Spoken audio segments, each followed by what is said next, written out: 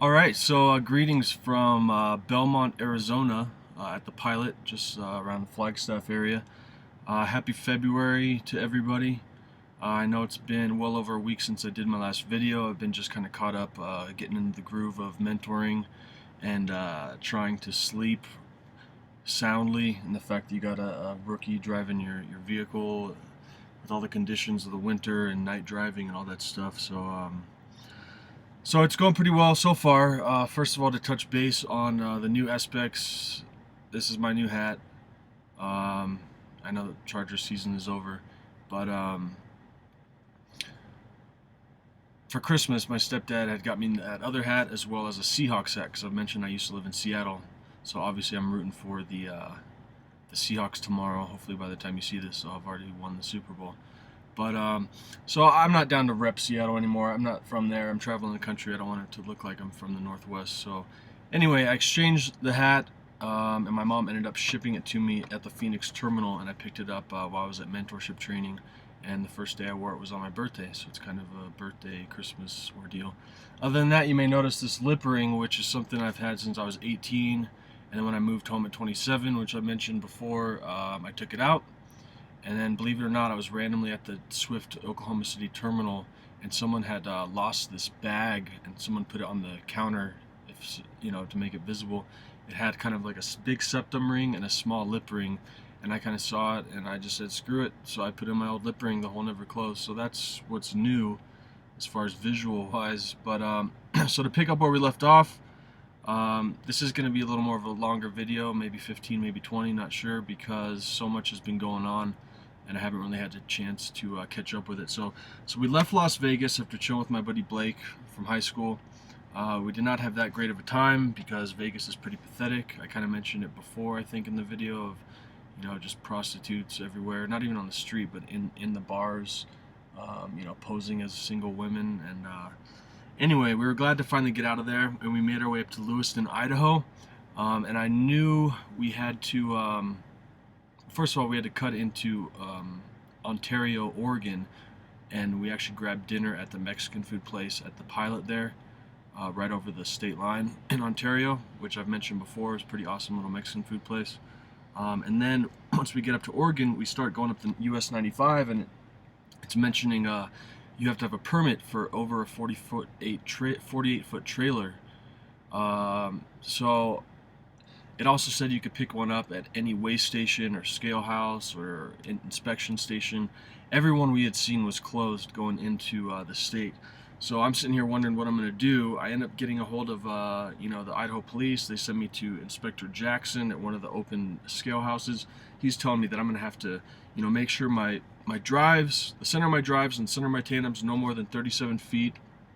Then I have to go back to a truck stop and fax him some info, and he'll fax me back the permit. So I'm sitting here already 20 miles north of that truck stop, kind of frustrated already, because we were not at 37 feet, we were at 38. And then Swift finally sends me a message saying, we have your permit. If anyone asks, here's your permit number. When you're at the Lewiston, Idaho terminal, after you drop off your delivery, you can pick it up. So we're at 38 feet though. I'm not sure how I'm going to do this, but it finally hit me to slide the fifth wheel all the way to the front, and that set us exactly at 37 feet. So it was a big ordeal. I ended up driving some of it because it was really windy road, tight windy road, really foggy, a lot of grades, and I wasn't really comfortable with Brett doing that quite yet. So that's kind of what happened with that. Also, you run up alongside a river, which was insane. The fact that there was no barrier right along this river, so you could pretty much just fly off the road and get wet, among other things. So it was pretty trippy. There were some deer in the road straight up, which was pretty funny. I honked at them. One ran up the hill, one ran down. Brett, I think he killed a rabbit. This rabbit just shot out in front of him, but we didn't feel a bump. And I wasn't sure if we wouldn't feel a bump, but then he ran over some roadkill later, and we felt a bump, so I hope that little rabbit made it. Anyway, enough about animals. Next we had a load offer from Lewiston, Idaho to Elwood, Illinois, but already we were short on hours, kind of. I would have to, because Brett was still doing the initial, when you're a mentor, the first 50 hours you're in the passenger seat, you run as a solo truck. After that you can run teams, and we were not going to make it with Brett's hours. all the way as a solo truck, so I was gonna have to drive a little bit and balance it out. Um, but we ended up canceling that load, and we got a load with about the same amount of mileage to Oklahoma City, but we had 2 extra days to get there, so we were able to reset our 70, and then we were ready to roll from there as a team truck.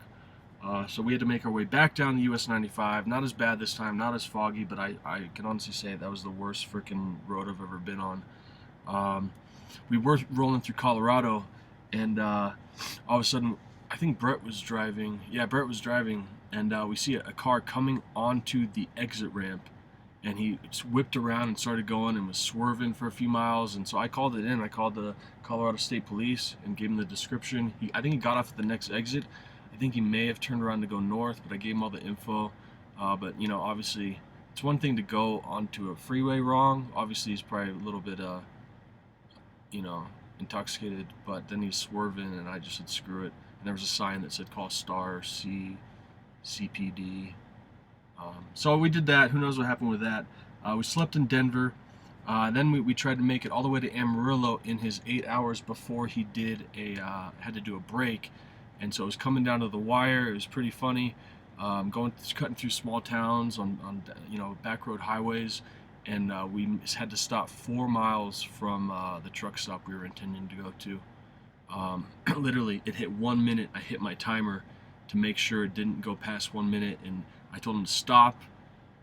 We were right off the freeway. I told him to stop. We turned him to off duty, and then he kind of rolled into this motel parking lot, and we did his 30-minute break.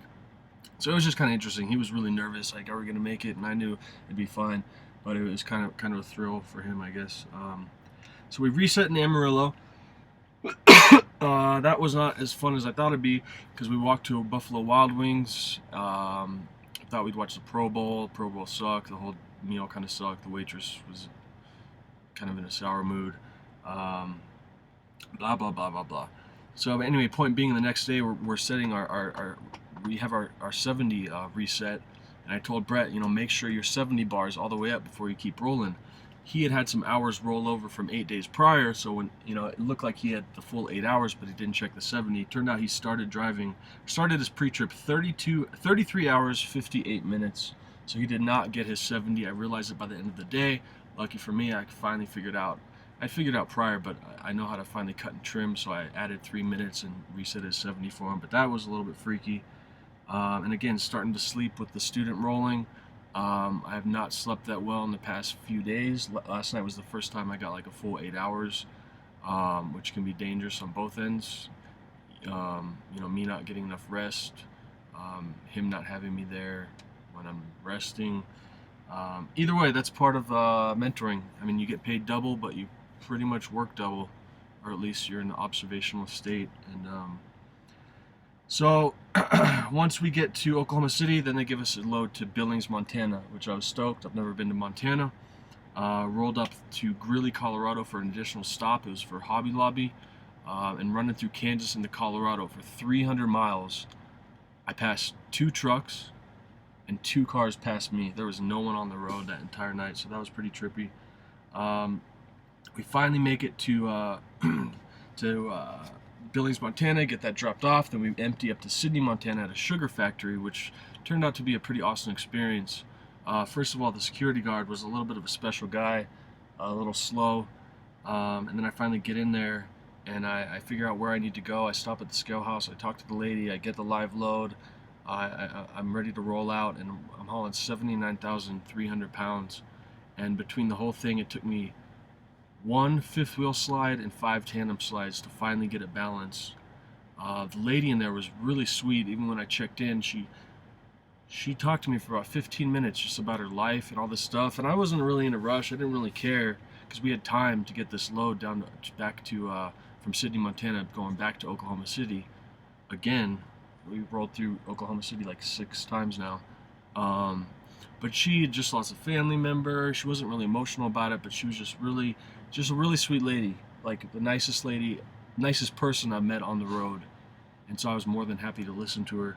So between it all, finally getting the whole thing balanced, I go in. What happens? you know, I'm kind of wishing her well.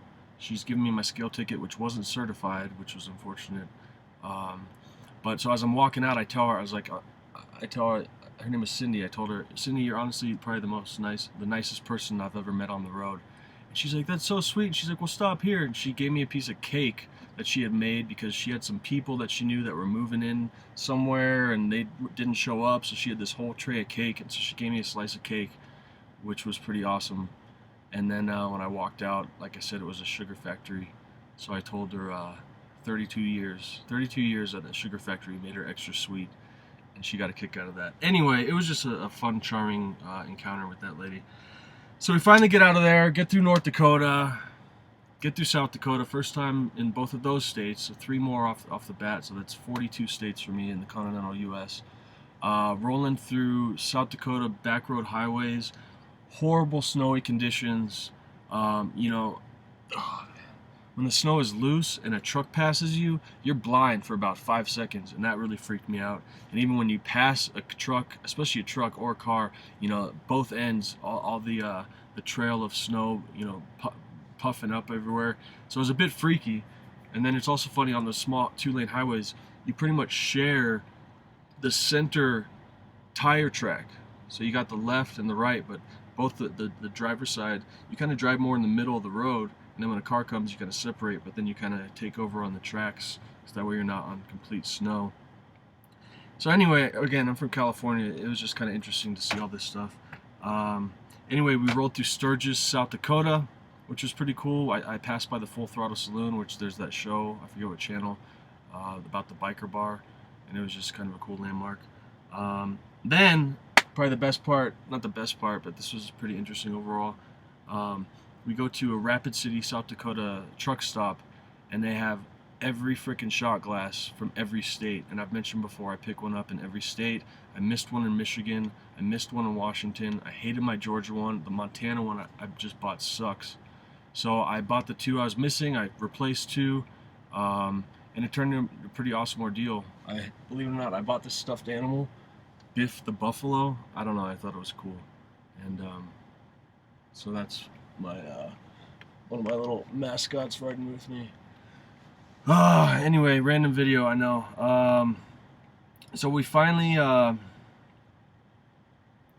get down to Oklahoma City. We're turning in the load. Turns out the scale ticket from the customer, or the shipper, like I just mentioned, did not say certified. So then we had to drive back. It wasn't that far. It was on the same exit. We had to drive back to a pilot. I had to get it balanced again. I had to slide the 5th wheel 1 more time to get it on the cat scale approved, and the tandems 3 more times. I had to scale this load 8 times. But I know it was legal because we rolled through 2 Kansas scale houses, and we were all good, even though we were, I think, 520 over on the tandems the second time, and like 200 over on the steers. Anyway, either way, we were just glad to get through it all and get it off our back. And that was actually a load getting T-called to Missouri. So we were dropping it off at the Oklahoma City terminal, where I found this thing. And then now they're sending us to California, Santa Fe Springs, California. So I think the fact that the past trips have kind of been solo trips. I mean, we took a 10-hour break in Wyoming.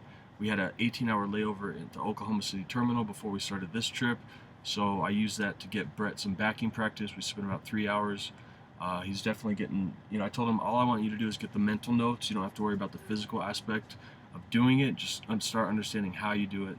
And, you know, I had to take the LCQ training myself, the local close quarters training. They also teach that with the mentors. You know, so he's getting the hang of doing the backings. The blind side is, of course, always pretty difficult. But so other than that, like I said, Oklahoma City, we went out to Pryor, Oklahoma. We picked up our load. Now we're making our way to Santa Fe Springs, California. And the best part is we're actually going to stop in Phoenix. We're going to T-call this load. Hopefully, if not, we'll keep rolling. But we are resetting our 70 tomorrow.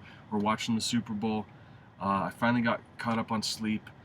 And last thing I could really mention is we went to my favorite truck stop, Russell's, in San John, New Mexico. And right when we get out of the truck to go inside, who do I see fueling up, about to leave? I saw my mentor.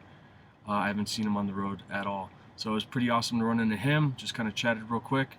And so it's been a pretty awesome 10, 11 days or so. So that is where I'm at.